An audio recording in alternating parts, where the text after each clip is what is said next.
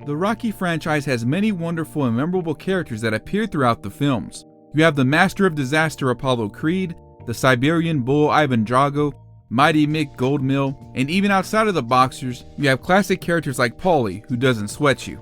Perhaps one opponent that has only appeared in a single Rocky film that gets overshadowed by boxers like Drago and Creed is Clubber Lang, the man who ended Rocky's championship reign and the last boxer Rocky ever faced for that same title. Clubber has always been an interesting opponent for a variety of reasons, and it brings many questions to mind. Was he the toughest opponent Rocky ever faced? If Rocky had never fought Clubber, would Apollo still be alive? Why didn't Rocky go the distance with Clubber? This is why Clubber Lang was dangerous. Let's talk about his fighting style, what happened to him after Rocky III, his real-world inspirations, and more.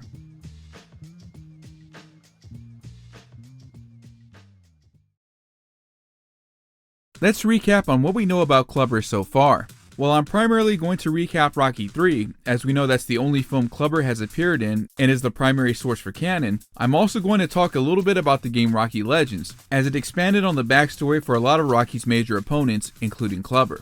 Feel free to skip to the next chapter, but be warned, you may miss some important details later on in the video. According to Rocky Legends, before becoming a professional boxer, Clubber Lang was serving a prison sentence and nearly got into a fist fight with fellow inmate Jack Jarrell. The two fought each other in the prison's boxing tournament, which Clubber won.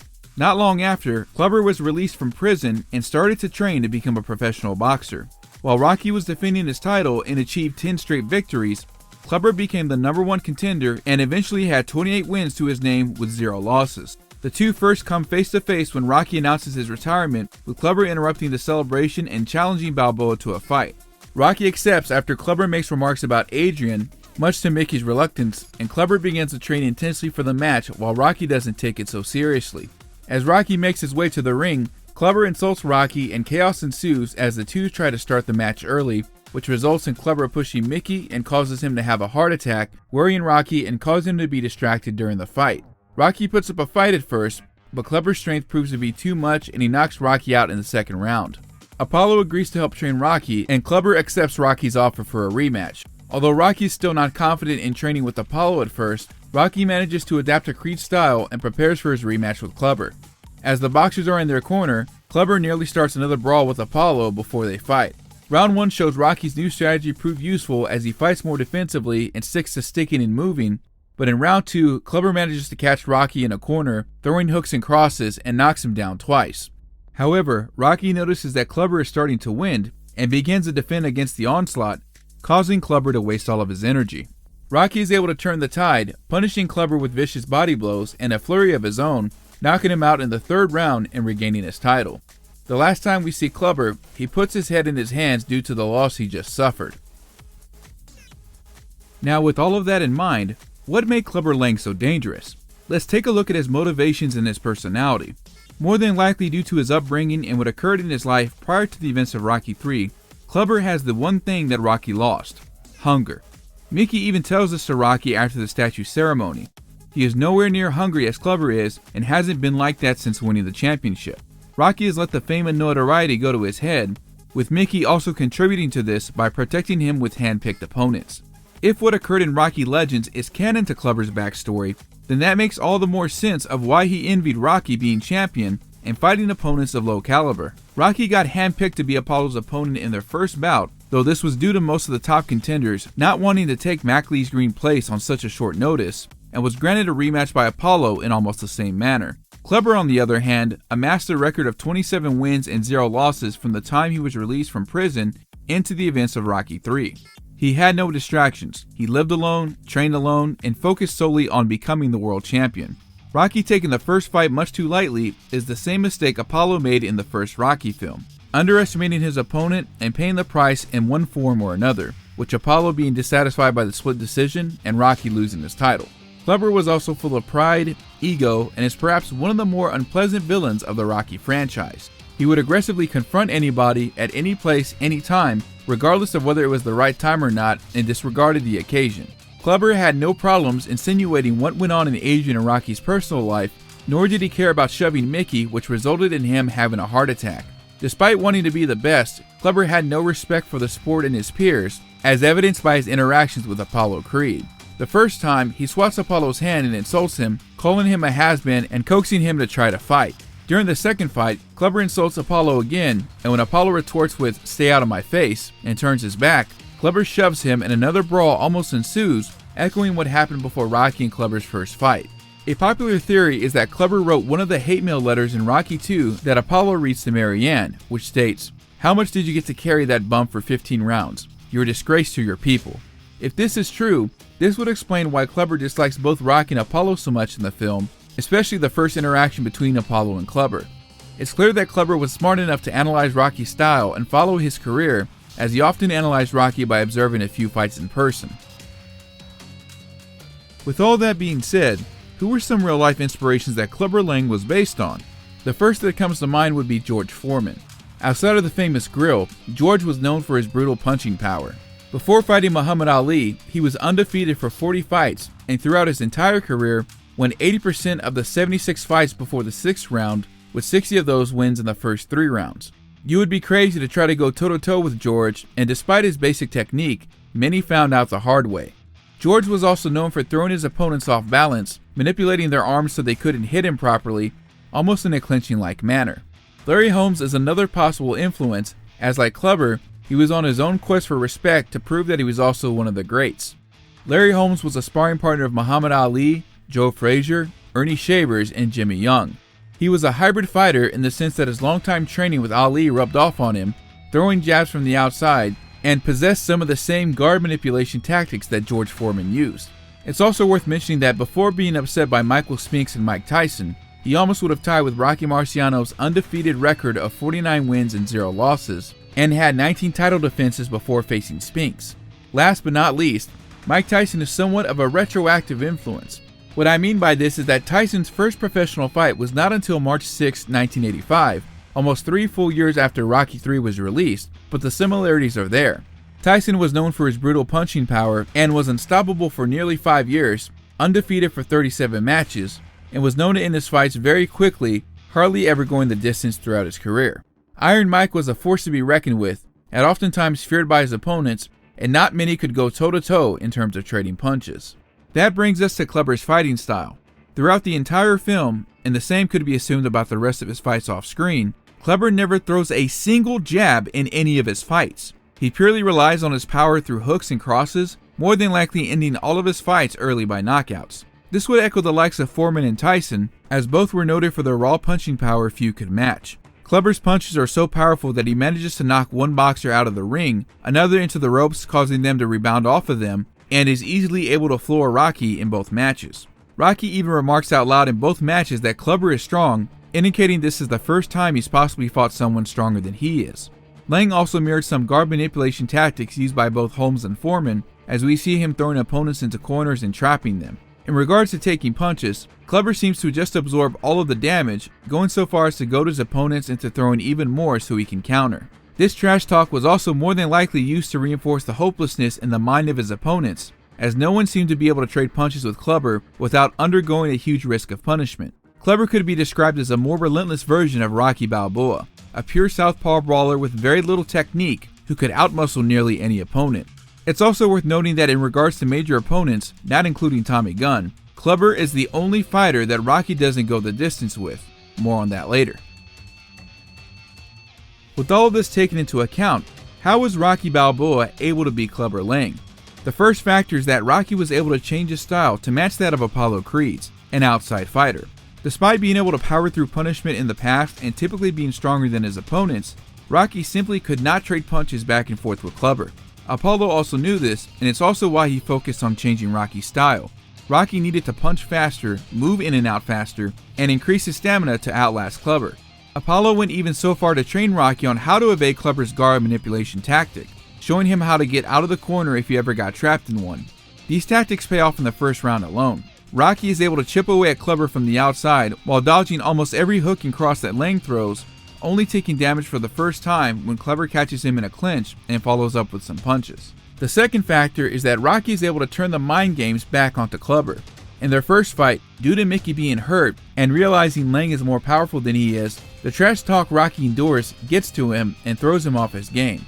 Because of the loss to Clubber, the knowledge that he was being protected by Mickey, and the death of his trainer, Rocky's fear gets to him and he doesn't put his heart into training at first. However, due to encouragement from his team, most notably Adrian, Rocky enters the rematch with full confidence and begins to trash talk Clubber before they even fight. Rocky uses Clubber's strategy to get inside his head, causing him to be blinded by his fury and waste his punches, depleting his stamina. This leads us to the third factor, Clubber's predictable style and stamina. Despite Clubber claiming that Rocky's style was predictable, the ironic part is Clubber's style was more predictable. While Rocky had always been a brawler like Clubber, it's thanks to Mickey, Apollo, and Tony that he refined his techniques and adapted for the major fights he fought in. As mentioned before, like George Foreman, Clubber's style was based on pure power and knockout punches with very little technique. Because of this, like Foreman and Mike Tyson, Clubber needed to end these fights early because he would tire easily and lacked proper stamina conditioning. Rocky quickly figures this out and begins to block and evade Clubber's punches, goading him to throwing more, and then start attacking his body, which begin to lift Clubber Lang off the ground. After Clubber tries to counter, Rocky attacks the body again, and even launches a flurry that Clubber can't properly guard, as we see a couple of shots land on his face. The Rocky films are notable for drawing inspirations from real-life matches, and Rocky's rematch with Clubber is a clear reference to Muhammad Ali versus George Foreman, also known as the Rumble in the Jungle, where Ali for the first time used the rope-a-dope technique, which is also used by Rocky in his fight with Clubber, letting Foreman wear out his punches and then taking advantage of his winded opponent by attacking him while he's exhausted. It's also no secret that Apollo Creed was clearly based on Muhammad Ali, most notably his appearance and characterization in the first Rocky film. Because Rocky trained to fight like Apollo, he was able to defeat Clubber Lang by utilizing speed, stamina, and defensive maneuvers in a parallel to Ali defeating Foreman, which Ali also won the championship in. And as Rocky breaks through to him, you can tell that Clubber didn't know how to respond, as this is the first time somebody took the fight to him, as it's shown on his face near the end of the fight and after the fight.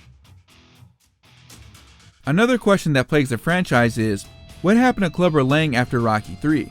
Canonically, Clubber Lang does not appear in the rest of the franchise, Creed movies included, unless it's via flashback or archive footage.